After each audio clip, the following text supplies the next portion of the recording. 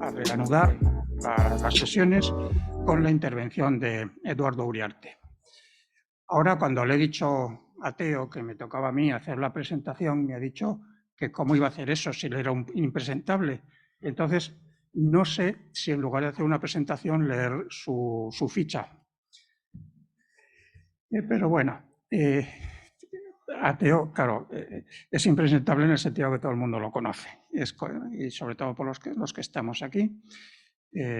Miembro de ETA en los 60, condenado 2 veces a penas de muerte en el Consejo de Guerra de Burgos del 70, y luego tiene una larga trayectoria política, primero en Euskadi Ezkerra, luego en el Partido Socialista y como militante ciudadano.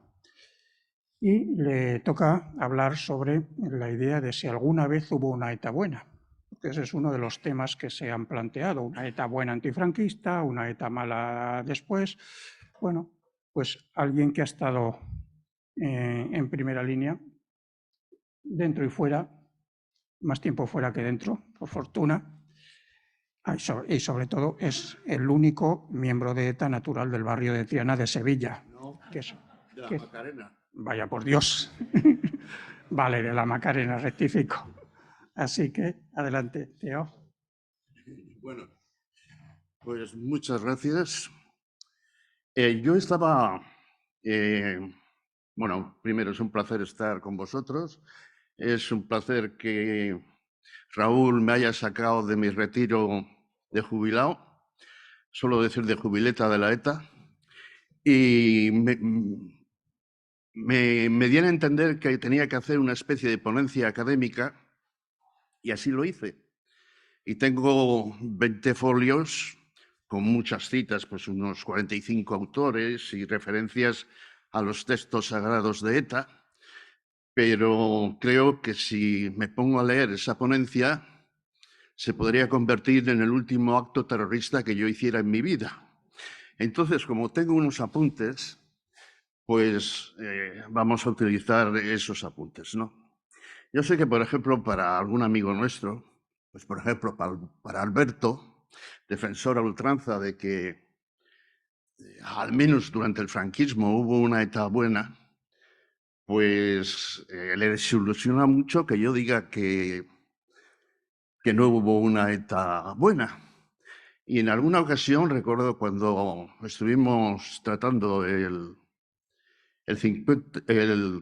aniversario del proceso de Burgos, y yo expliqué lo que opinaba de aquello, y yo ponía muy mal a ETA. Bueno, pues me viene Alberto y me dijo, hubo una ETA buena porque allí estabas tú. Me dije, bueno, ya la hemos fastidiado, ¿no? Bueno, yo de siempre he considerado que, bueno, siempre, en cuanto nos desenganchamos del mundo de ETA y íbamos ya hacia la solución Polimili, en un debate que tuve con Perico Ibarra, el profesor de Derecho de Ciencias de la Información, él defendía que había una continuidad de ETA desde tiempos del proceso de Burgos, que lo conoció siendo joven, a aquel momento que sería el año 86 o 87. Y para su sorpresa yo le di la razón. Es más, yo creo que incluso se produce una involución, porque los elementos más perjudiciales en la historia de ETA, y perdonadme porque ahí os veo mirándome muy serios vosotros, los elementos más antipolíticos, más favorecedores de la violencia, aunque luego el salto moral a ejercerla le costara muchos años llevarlo a cabo, se produce precisamente en los años iniciales del nacimiento de ETA. Bueno, todos sabemos que ETA surge como una escisión de las juventudes del PNV.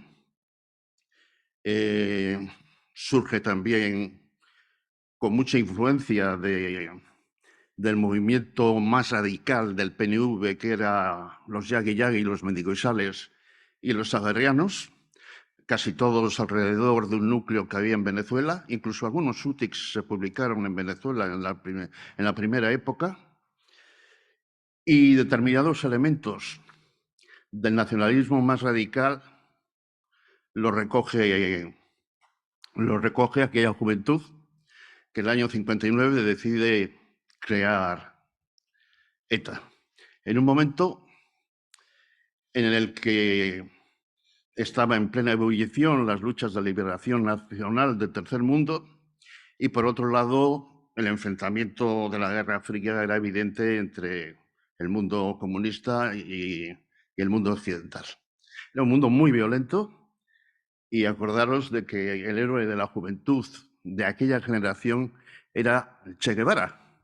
Yo nunca he entendido por qué el héroe de la juventud era Che Guevara, con la cantidad de óxido que estropeaba los calzoncillos, la cantidad de óxido que echaba un 9 largo. Yo no entiendo por qué gente que vivía cómodamente y que iba a las discotecas iban con una camiseta de Che Guevara, que era un tío que había hecho de la guerrilla y de la muerte de otros y de la aventura su vida y su mito, ¿no? Bueno, hasta tal punto que le pude escuchar en la cárcel de Cáceres al abuelo de este que está procesado ahora en Tailandia, a Sancho Gracia. Le pregunta Íñigo que qué dos personalidades él admira más en el mundo. Y él primero dice José Antonio Primo de Rivera. Y yo digo, muy bien, es lógico. Ese es un actor de las películas que echa Televisión Española, me parece bien. Y el segundo fue el Che Guevara. Dije, bueno, a ver cómo se pega eso, ¿no? Pero sí que hay un cierto pegamín que si tuviera más tiempo os lo contara, pero no os quiero matar de esta. Esta surge de una extensión del PNV y además surge reprochando a la generación anterior su pasividad y recoge, en cierta manera, la frustración de esas personas ante el hecho de que los acuerdos hispanoamericanos con el general Franco rompe la esperanza de que una intervención aliada o una presión política pudiera volver a cambiar las cosas en España y concretamente también en Euskadi. Había frustración, había decepción y, por otro lado, se crea un rechazo pues, hacia la democracia, porque era el líder, el representante de la imagen de la democracia en el mundo, el que permitía que Franco sobreviviera cuando las dictaduras que habían surgido en los años 30 pues habían desaparecido gracias a la acción de los aliados. Bueno, frustración, y además Franco parece que no se va a ir, ¿no? Y yo tengo que hacer un reproche, caballeros historiadores, permítanme esta crítica absolutamente destructiva. Cuando esto se analiza la historia de ETA, yo sé que el franquismo no es la razón por la que surge ETA, pero sí es un condicionante. Un condicionante que en algunos autores, como por ejemplo Arregui, Josep Arregui, de grato recuerdo, se dulcificaba. Es decir, Arregui dice que precisamente surge ETA en un momento en el que el franquismo tiene una apariencia de más dulcificación, con el acceso de los ministros tecnócratas al gobierno, que se rompe la autarquía económica, que empieza el turismo y que se permite una cierta libertad cultural, ¿no? Pero curiosamente Fusi yo creo que acierta cuando dice que en los años 60 la contradicción en que en la política y en la seguridad el poder seguía teniendo una concepción militar y, sin embargo, en la economía pues, se asumían soluciones de naturaleza liberal. Y es posible porque hoy en día contemplamos pues una gran potencia con un solo régimen y dos políticas, no sé cómo se dice, joder, que ya estoy viejo, en China. La existencia de dos sistemas, pero un solo régimen. Es cierto que hubo atisbos de apertura, pero también es cierto que antes del desarrollo económico vino el plan de estabilización. Y el plan de estabilización hizo daño a la pequeña burguesía de este país. Lo solíamos comentar mucho, Zalvide, Mario y yo, sobre las vicisitudes familiares de lo que aquella crisis previa al desarrollismo de los planes posteriores significó para determinados sectores de la pequeña burguesía. Luego, por el otro lado, también sectores del carlismo pues, habían visto absolutamente alejados del régimen en favor del protagonismo de Falange y sobre todo de la Falange dócil al general Franco.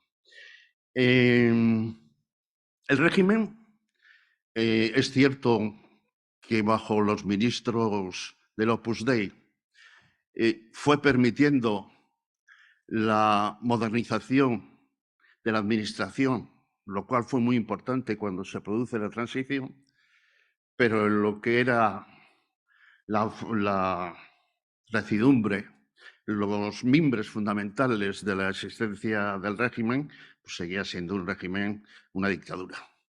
Y de hecho, los pasos que algunos ministros con un cierto aperturismo quisieron dar, como por ejemplo los 25 años de paz, que era una idea de Fraga, pues bueno, ya 25 años de paz, a ver si a este se le ocurre decir, ¡ay, qué buena fecha para dejaros! No, 25 años de paz, va luego Franco y con un desfile de excombatientes falangistas que no habían desfilado desde el año 41 por las calles de Madrid, celebra 25 años de victoria, ¿no? Es cierto que se crea el Tribunal de Orden Público, pero en cuanto había algún problema serio, volvían los tribunales militares. Es cierto que Fraga Iribarne en el 66 saca la ley de prensa, pero la mayor parte de los tratadistas de lo que supuso la ley de prensa consideran que creó más problema que el comportamiento anterior que se suponía la censura previa, porque muchas veces escribían creyendo que no tenía ningún problema aquello y se podían encontrar con sorpresas. Por ejemplo, el primer periódico que es secuestrado después de la ley Fraga de prensa del año 66, a los 4 meses es ABC, que era un periódico sin problemas, en principios, para el régimen, ¿no? Mi opinión es que tiene razón Fusi. Es más, yo creo que las contradicciones que se generan entre unas concepciones más o menos abiertas o apariencias más o menos abiertas, pero un régimen, una policía, una judicatura absolutamente controlada por el dictador, favorece la conflictividad. Y viene la huelga de Asturias de los obreros, luego vendría la de las naciones en banda en el 67.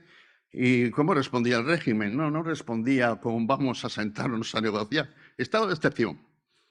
Estado de excepción. Y esa era la naturaleza del régimen. Es decir, sí que hubo intentos por parte de algunos ministros de dulcificar el régimen, pero en cuanto la cosa se agitaba, la naturaleza originaria del régimen de la dictadura aparecía, ¿no?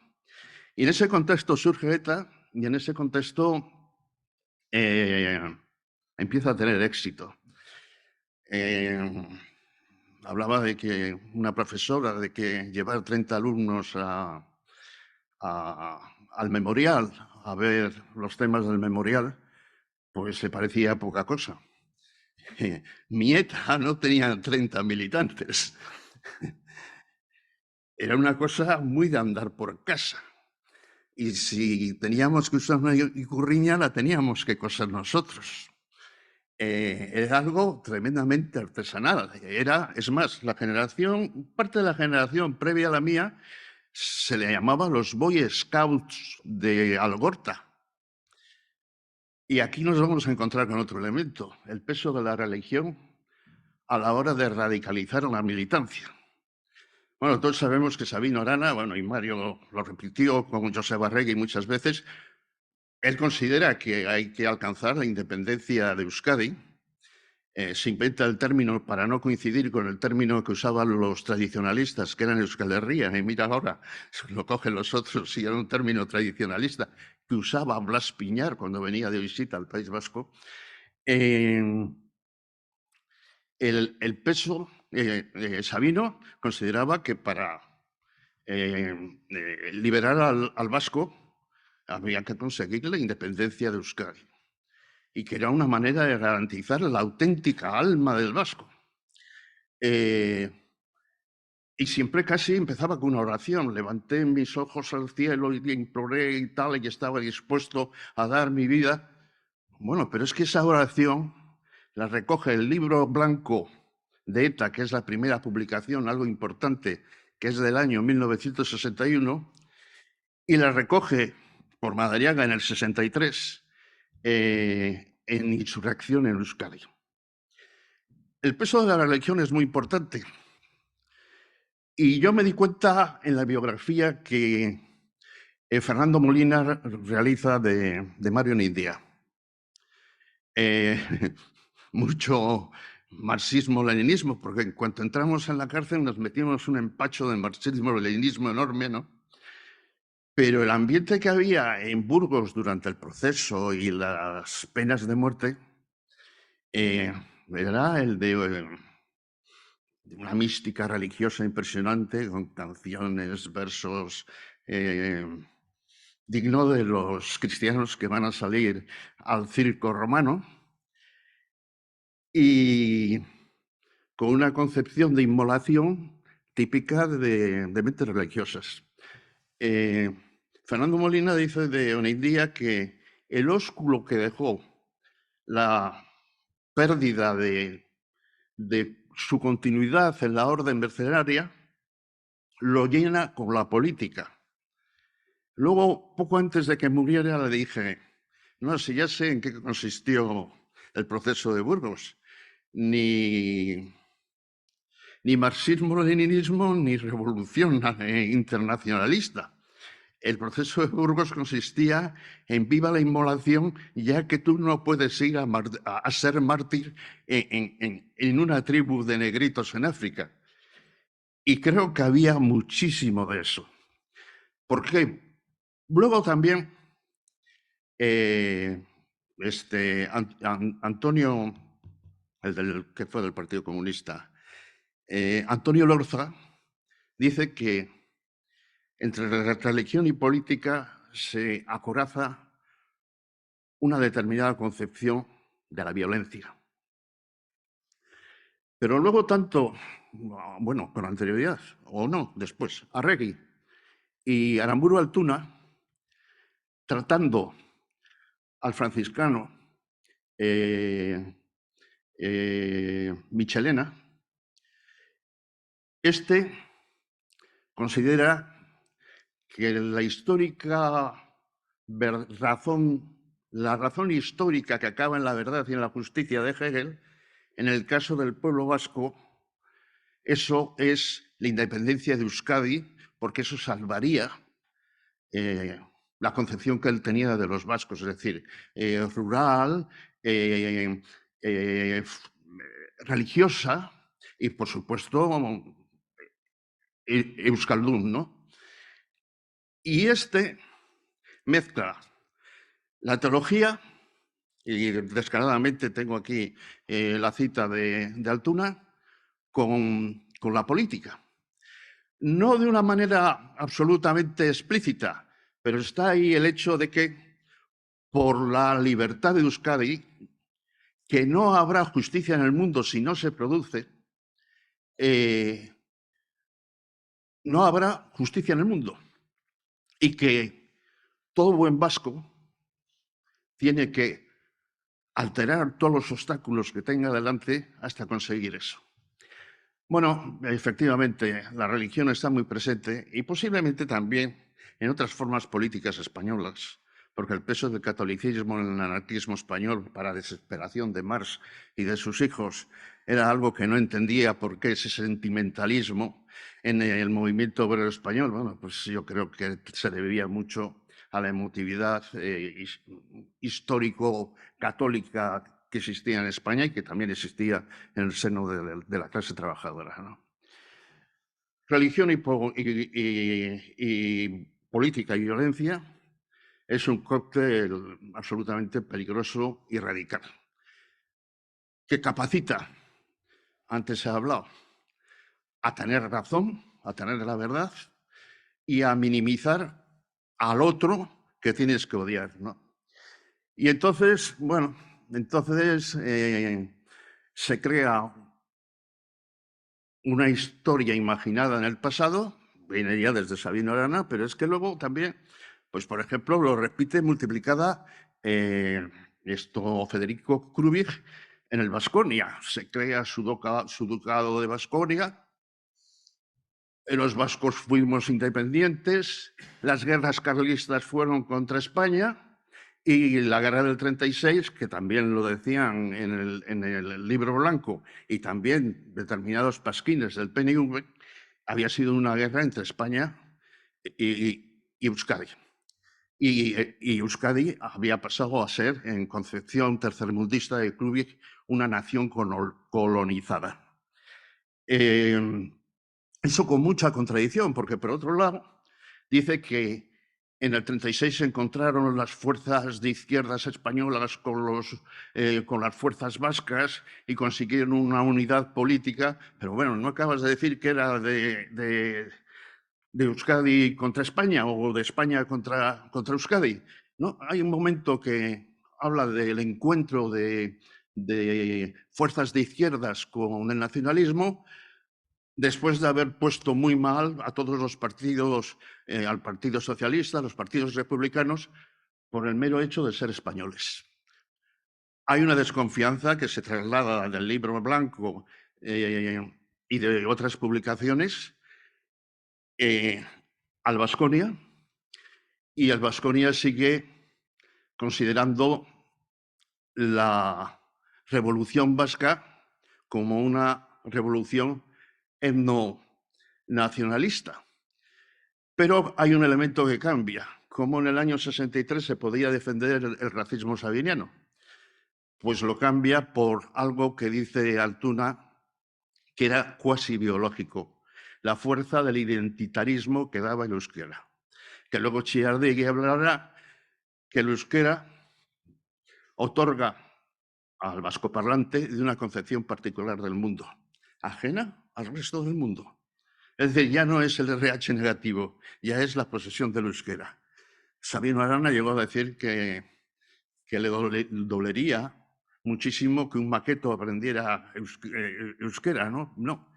Ya en la concepción de ETA, por aquello que empieza a utilizarse la revolución popular traída de las guerras tercermundistas, el uso del maoísmo en la fraseología, pues se acepta que existe otra clase trabajadora en Euskadi, pero que tiene que ser aliada de los vascos, porque los vascos también, los nacionalistas vascos, son un pueblo oprimido.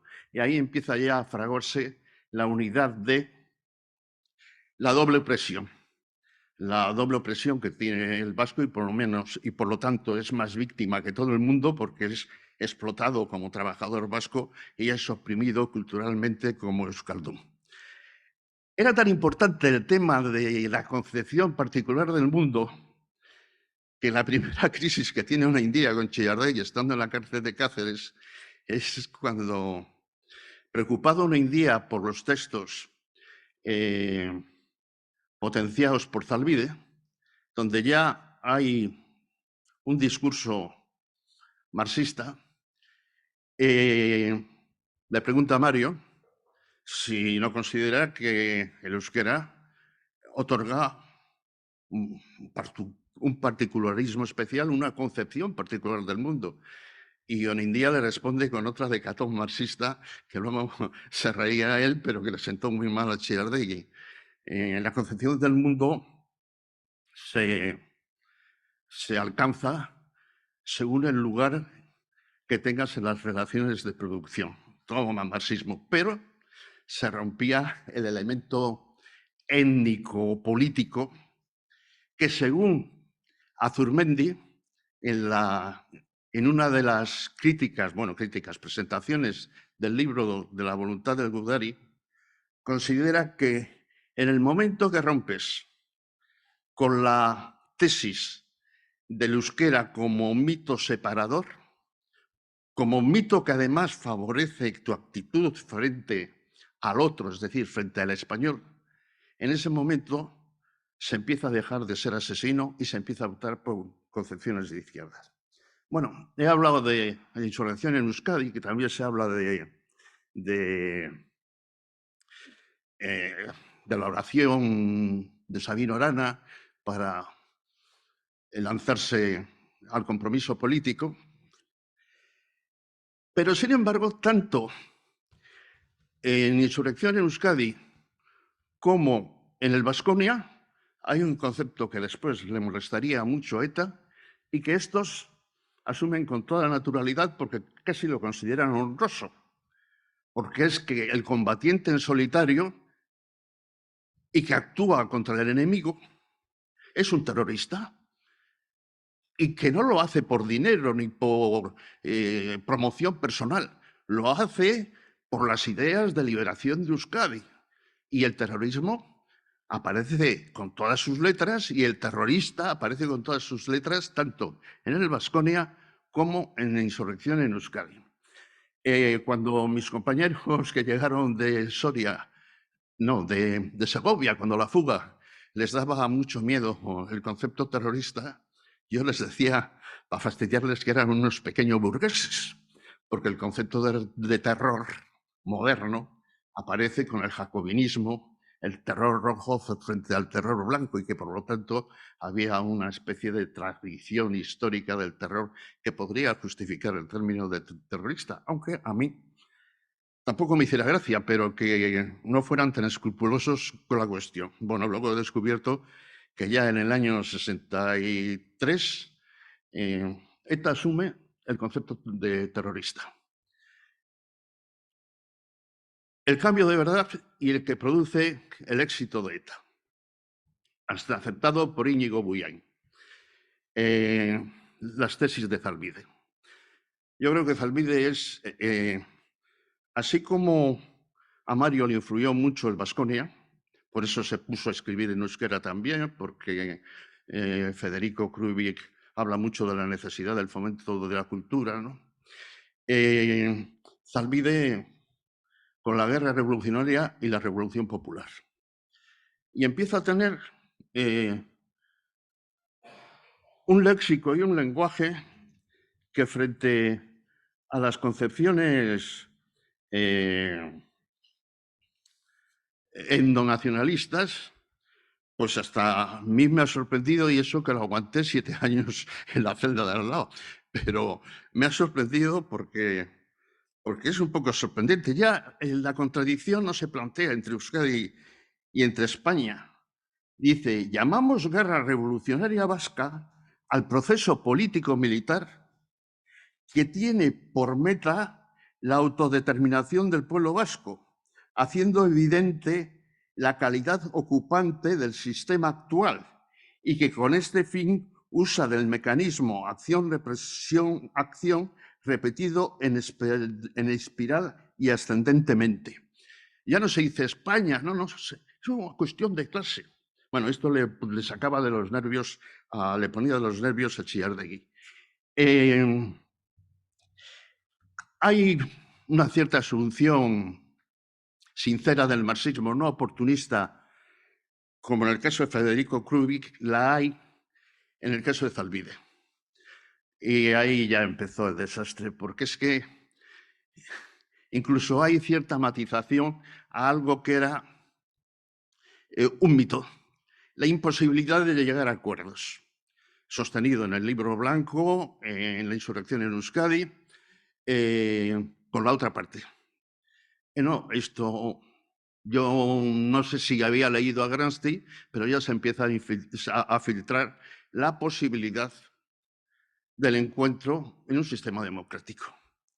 Bueno, Luego vino el informe, el trabajo Ochagavía, en el cual ya se optaba por una acción política y una acción militar. Bueno, creo que es hijo del salto que da Zalbide a un cierto marxismo sincero. Y así como algunos historiadores de origen nacionalista consideran que lo que radicaliza a ETA es el marxismo, yo siempre consideré que en la historia de ETA era el nacionalismo la que le radicalizaba, y era el marxismo el que empezaba a racionalizar el proceso y a provocar dudas en su seno. Y a darle una cierta ductilidad frente a principios que eran auténticas consignas en el ideario nacionalista previo. Bueno, Zalbide, en bases teóricas de la Revolución Vasca, hace un magnífico desarrollo perfecto, cómo se va a producir la revolución en Euskadi.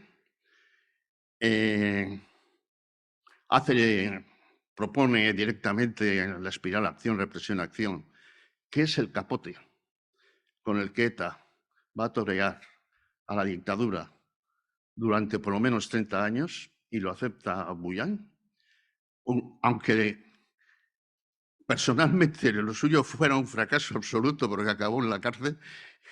La tesis de la acción-represión-acción va a ser el instrumento que va a dar éxito a ETA.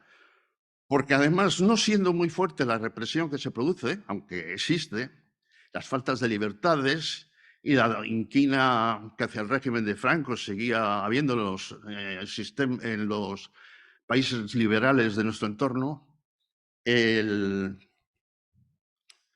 hecho de la represión tenía una transmisión muy amplia. Y eso es lo que, en cierta manera, legitima la existencia de ETA, y eso es lo que hace que llegue al franquismo con una aureola de héroe, cuando precisamente morían más gente de ETA que los que mataba, pero la gente se solidarizaba con la parte perseguida, ¿no? ETA tiene un hito fundamental, que es el proceso de Burgos. Gracias a la colaboración del Servicio Secreto de Carrero Blanco, no permitió ningún tipo de prensa, que tuviera alguna noticia de cierta importancia sobre el Partido Comunista, sobre la democracia cristiana, que ya empezaba a moverse en España, pero permitió que se diera todo tipo de información sobre ETA. ¿Por qué? El teniente coronel San Martín quiere facilitar la existencia de un monstruo que posibilite la idea entre sus aliados occidentales de que España no está preparada por una democracia porque tiene enemigos internos, una vez que el Partido Comunista, después del quinto Congreso que plantea la reconciliación nacional, ya no quedaban enemigos dispuestos a hacer maquis, ¿no? Pero existía esto. Y promueven el proceso de Burgos como una gran plataforma donde dar publicidad a la existencia de una amenaza muy seria en España, si es que la dictadura soltaba el puño, ¿no? Fue la primera vez que se autorizó a la agencia TASS, la agencia de la Unión Soviética, a estar en un acto político, porque consideraban que iba a ser un paseo militar. Y vinieron muchos periodistas extranjeros, incluso el presidente americano, aquel que salió con el Spitzman, no, el del Watergate, tuvo informes de la Embajada Española que no se metieran. Fue tal la movilización que produjo el proceso de Burgos que también le llamó a Franco junto al Papa. Hay otro elemento que se me ha pasado, que también influye en esta ETA: el Concilio Vaticano II y el compromiso de participación social de los católicos, la participación en la sociedad. Lo que pasa es que en España acción social y acción política, inmediatamente se tocaba y la gente derivaba hacia la política y ya teníamos pues, nuevos gérmenes de grupos subversivos para el régimen. El proceso de Burgos fue un hito que le garantizó el futuro a ETA, le hizo internacional y un grandísimo error para el servicio secreto de Carrero Blanco. Es más, cuando este servicio, el SECEG, organiza la manifestación de Oriente, eligen un eslogan bipolar, Franco sí, ETA no, en el que le daba a ETA el monopolio de la subversión en España. Y la gente en España empieza a tener simpatía por ETA, porque era la que...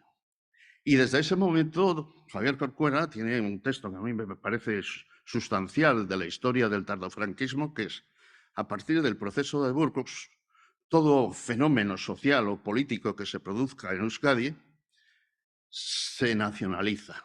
Es decir, si hay una huelga de la fábrica de planchas de Eibar, ya no es la huelga de las planchadoras, es la huelga de las planchadoras vascas de Eibar. Y si hay un problema de carácter social, ya siempre será un problema de los vascos y aparece el término vasco en todo acontecimiento político o social que se vaya a producir a partir del proceso de Burgos. Luego vino el atentado de Carrero Blanco, que le dio repercusión y prestigio ante todas las organizaciones del tercer mundo. Luego hay otra cosa fundamental para reconocer el grado de radicalización de ETA. José Antonio Etxebarrieta estaba escribiendo una historia que no acabó, en la que quería demostrar que el auténtico aranismo era el que protagonizaba ETA. Pero se convirtió en el publicista de la obra de Franz Fanon, un teórico de la Revolución Argelina. Y claro, Franz Fanon viene a decir que si no matas al colono francés, no nace la nación argelina. Que hay que matar, que la violencia es el centro de la composición del futuro político de Argelia. Y hay gente que lo asume. Y en gran parte en ETA, en los últimos años, se ve que el crisol ideológico de ETA gira alrededor de la necesidad de violencia. Nosotros no éramos unos santos. Yo recuerdo que Mario tenía dos principios fundamentales cuando salió de la cárcel. Después de dejar alguna idea más razonable dentro de la cárcel, tenía dos cosas que quería sostener por todos los medios, que era la unidad de la izquierda abertzale, es decir, el comunitarismo vasco, y la segunda era la sacralización de la lucha armada, como elemento fundamental de cohesión del movimiento. Afortunadamente, la democracia española, bueno, pues de determinadas concesiones, encuentros, hizo posible algo absolutamente inconcebible, que una India se llevara bien con Rosón y ante el Estatuto de Autonomía hiciera un escrito que es de ruptura respecto al pensamiento de ETA, que es decir, este proyecto de estatuto que presenta Euskadi Ezkerra es constitucional. Y quizás no lo era, pero tenía la importancia de que para la militancia de Euskadi Ezkerra, que asumía ese documento, lo que iba a pasar de ahí en adelante iba a ser constitucional.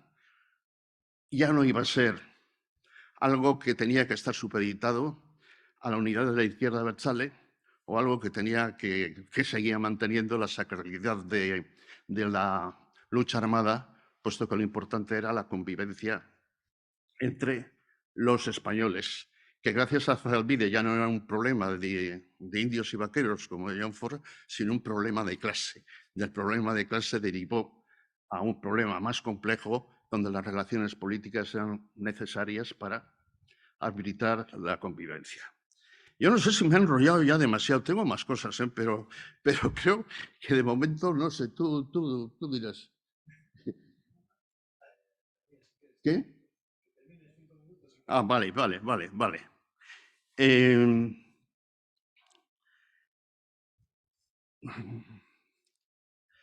bueno, la famosa Quinta Asamblea. La Quinta Asamblea es una prolongación de la Cuarta Asamblea de ETA, en la que Pachi Turriot tiene una tendencia obrerista y Zalbide tiene una tendencia marxista, pero tercermundista. Zalbide, que había hecho una ponencia absolutamente perfecta, maravillosa, con las diferentes etapas de la lucha revolucionaria, dice que de momento están en unas condiciones un poco limitadas porque no tienen dinero y la sección militar de ETA tiene 6 metralletas, por cierto, 6 metralletas viejas que se disparaban con la mirada y solo una pistola. Y le piden a la sección militar, desde la ejecutiva, que haga el atraco al cobrador del Banco de Vergara, no sé si era el Guipuzcoano o el de Bilbao, que iba con una moto a cobrar recibos. El Cabra, que era el jefe de la sección militar, le contesta: esta sección militar no puede actuar puesto que sus miembros están en clase y solamente pueden atracar los jueves a la tarde y los domingos. Esa era la ETA, ¿eh? Entonces, hizo el atraco el sector tercermundista revolucionario tercermundista de la ejecutiva y fue un absoluto fracaso. El atraco, la suma del atraco no llegó a 3 pesetas, tú sabes la cifra, 1,50 o algo por el estilo. Les engañó el cobrador, que les dijo que el dinero estaba aquí, sin embargo el dinero estaba dentro de la moto, y al final tuvieron que soltarle al cobrador y al día siguiente Zalbide, que no tenía ni idea de conducir, se cayó en una zanja de unas obras en Durango, le cogieron y le cayó 20 años y un día.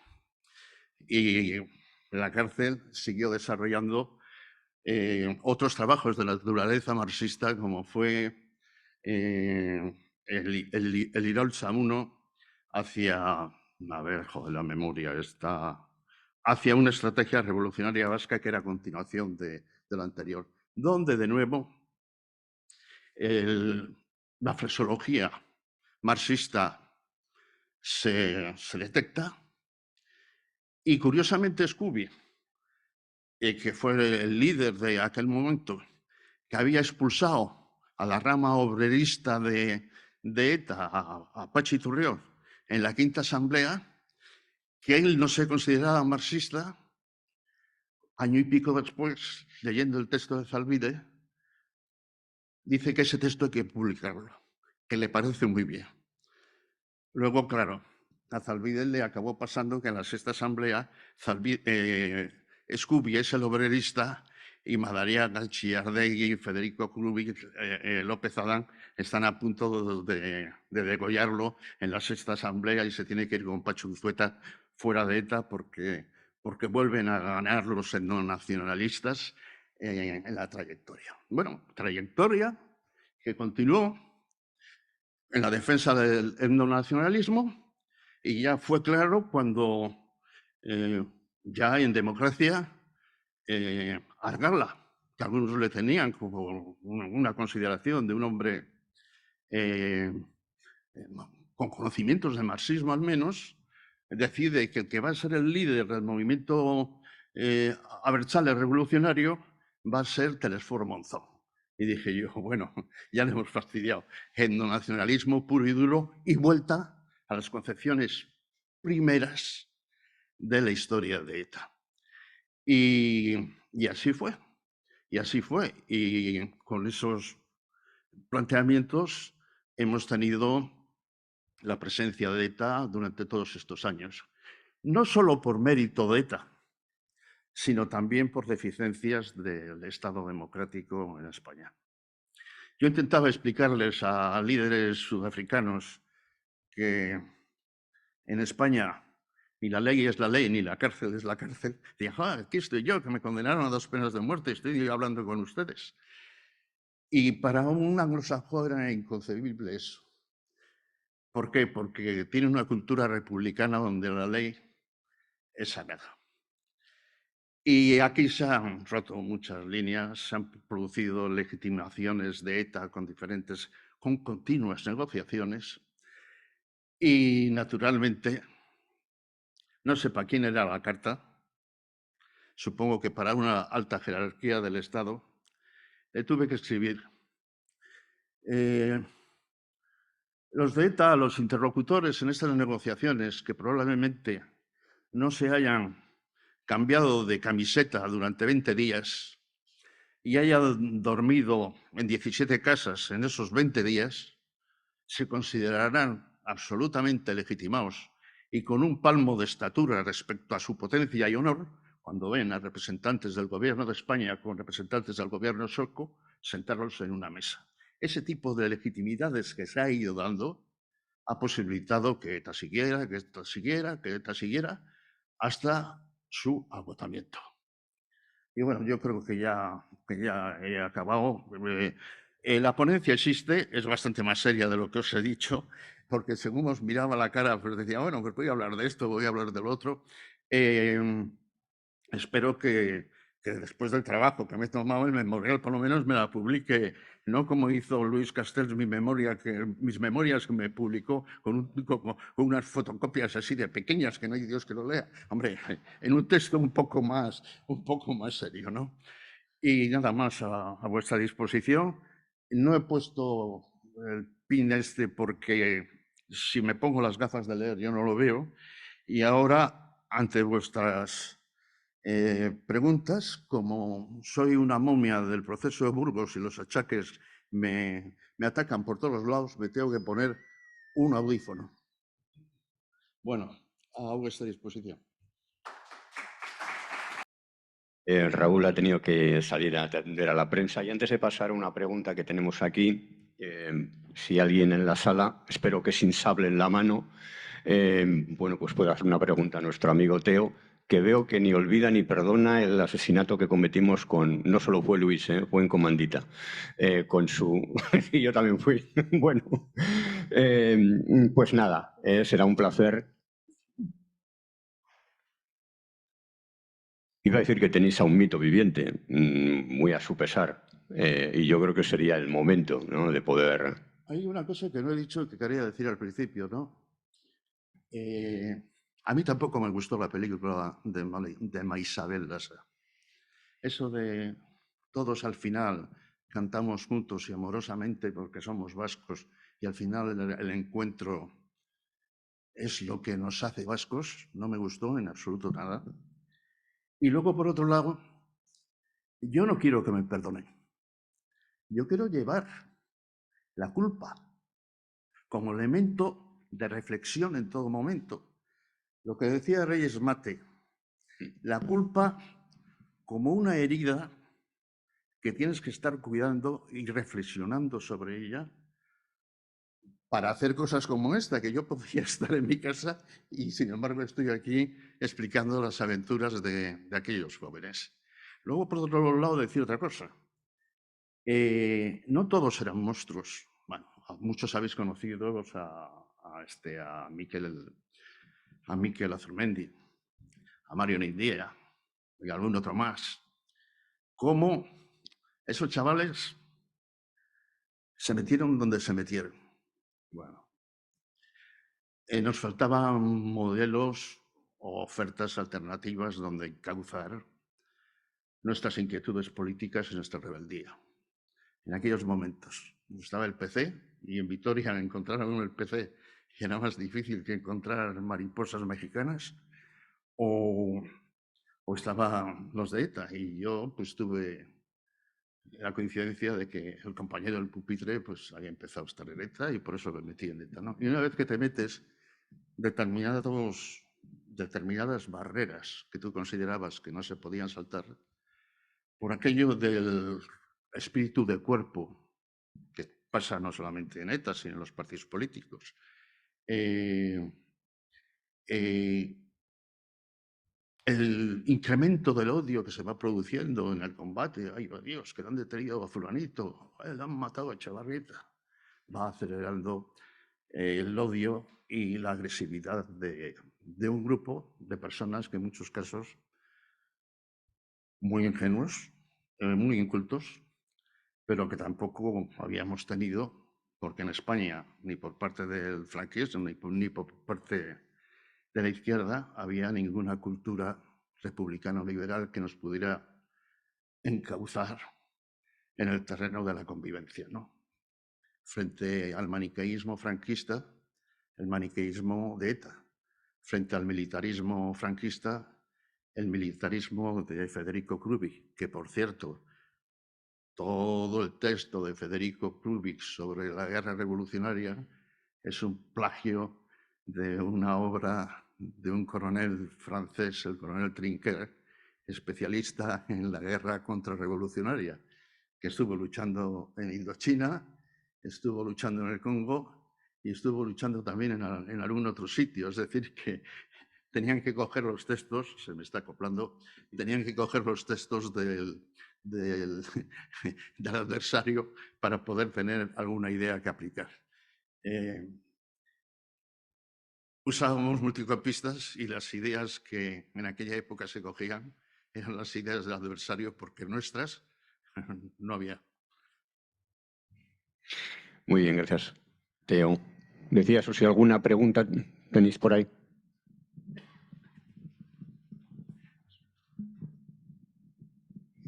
Gracias, Teo. Una cuestión. Uno de los mitos que están sobre la mesa es la razón de ser original de ETA como movimiento antifranquista, que se plantea que no es así y, de hecho, como todos sabemos, a lo largo de la historia ETA hace un montón de declaraciones desde el principio hasta el final, hasta la última entrevista de 2018, diciendo que si hubiera habido una situación republicana democrática en España en 1968 hubieran sido exactamente igual. Su razón de ser es una razón de ser antiespañola, nacionalista en ese sentido, ¿no? Pero sin embargo, cuando un poco podemos caer en la tentación de exagerar por esa vía, porque sin embargo la percepción de una importantísima parte de los propios militantes de ETA, de las diferentes ETAs a lo largo de la historia, y en concreto de la parte que estamos hablando hasta el 75, es que ellos eran profundamente antifranquistas, que formaban parte de un movimiento general de eso que podía ser el antifranquismo, ¿no? ¿Cómo nos podías explicar un poquito esta cuestión? Sobre todo para evitarnos que por movimientos pendulares caigamos ahora del otro lado, ¿no? Y no tomemos en consideración esto otro también, ¿no? Efectivamente, ETA es antifranquista porque enfrente tiene a Franco. Pero el primer gran reproche... perdón, ya se me había olvidado. El primer gran reproche que yo recibo en mi militancia en ETA es que yo era antifranquista, que yo no era un auténtico nacionalista. Y de hecho mi dossier de acusación en el proceso de Burgos se ve ciertamente engordado porque algún cariñoso compañero decía, bueno, como este es solo antifranquista, vamos a echarle esto y vamos a echarle lo otro y vamos a echarle lo otro, ¿no? La lógica del camarada del PECUS, ¿no? Desde las ideas que recogen del Yagi Yagi, EMBA, del PNV no tanto, la idea de llegar incluso a un estatuto de autonomía o la idea de encuentro político con España, está rechazada varias veces. Bueno, se repite, se repite, se repite.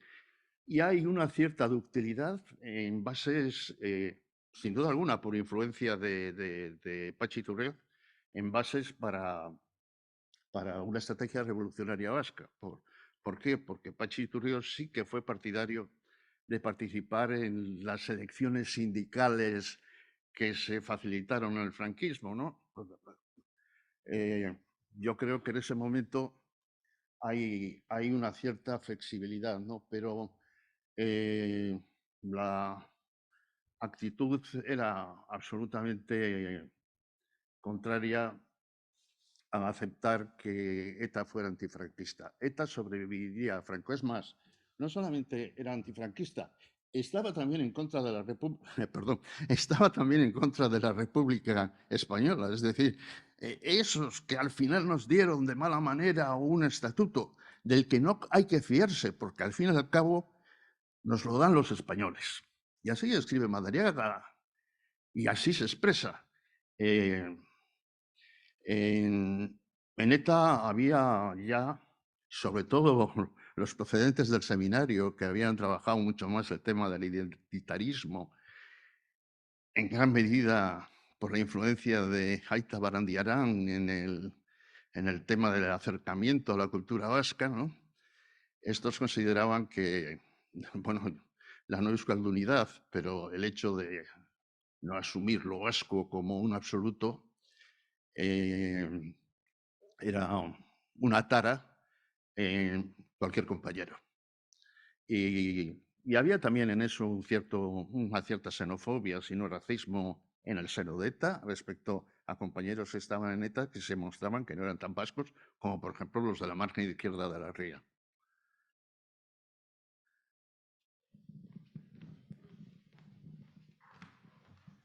Tenemos Alfredo desde el chat, que aparte de darte las gracias por tu ponencia, dice, durante estos años, ¿con qué organizaciones terroristas mantuvo ETA mayores relaciones?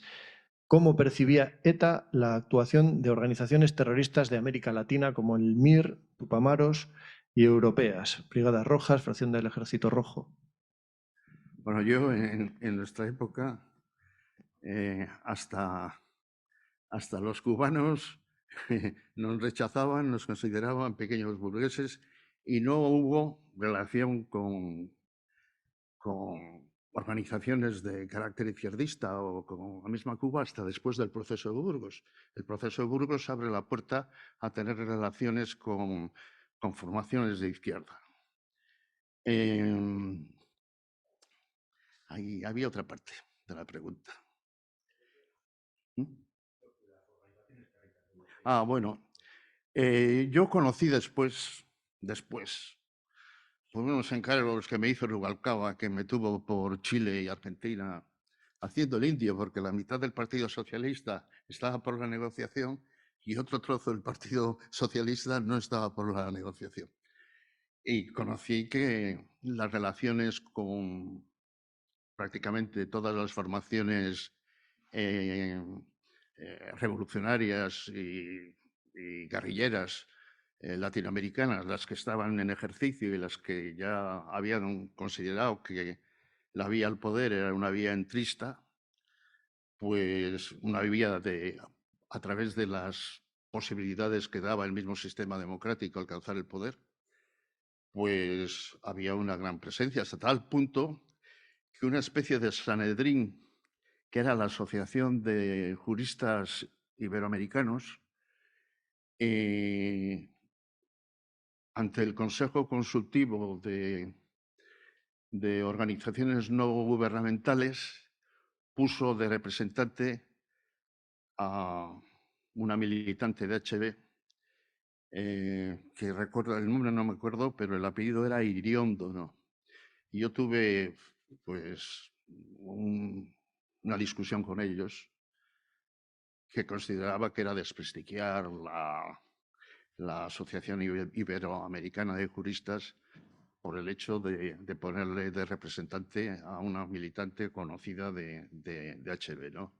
Bueno, la verdad es que no tuvo en absoluto nada de éxito lo que yo dije y además observé en algunas caras de algunos miembros allí del Partido Socialista la sorpresa de mi rechazo a esas ofertas que hacían la coalición de juristas americanos e iberoamericanos, que todos habían sido miembros del sandinismo, montoneros, tupamaros y MIR, e incluso peronistas, y que ya en ese momento el peronismo jugaba a una carta de relación con los movimientos revolucionarios clásicos. Bueno, pues muchas gracias. Bueno, hombre, el causante de todo. No, muchas gracias. Muchísimas gracias una vez más. El responsable, eso que has dicho que es cierto, que yo estoy avergonzado, sabes quién es, supongo, ¿no? Si no, ya te lo diré. Es un amigo común que reside en Zarauz. Bueno, no, yo quería, bueno, aparte de agradecerte, voy a embarcarle a Ignacio. Le he invitado a Ignacio Laterro, que le tenemos aquí. Le he embarcado a que venga y de paso ahora pues le voy a embarcar también en la pregunta. Me gustaría que tuviese un cierto diálogo entre los dos, porque yo creo que representáis en esos años 68, 70, digamos, dos ideas políticas dentro de la izquierda diferentes. Y en este caso lo que me refiero en concreto sobre todo es el tema de la violencia. ¿Cómo veis vosotros? Porque creo que ETA representa una cosa, lo que representaba Ignacio, que lo diga él, en aquellos años es otra, con el tema de la violencia. Es decir, ¿cómo veíais vosotros en aquel momento la violencia y la izquierda? Con una segunda cuestión que también te la quiero, en este caso, planteártela a ti más específicamente. Yo creo que en la extrema izquierda o la izquierda radical había una seducción por la violencia en general, en el caso de España, por muchas razones, también el impacto del 78 y demás. ¿Qué es lo que hace que en el caso de ETA sí se dé el paso para asesinar y en el caso de otras formaciones que leíamos a Frantz Fanon nos empapábamos de ese tipo de teoría, sin embargo no se dé el paso? No sé si podéis contestarme a estas dos cuestiones. Joder, esto es una embarcada, Luis. Me has invitado a venir a escuchar, no a improvisar, ¿no? Hombre,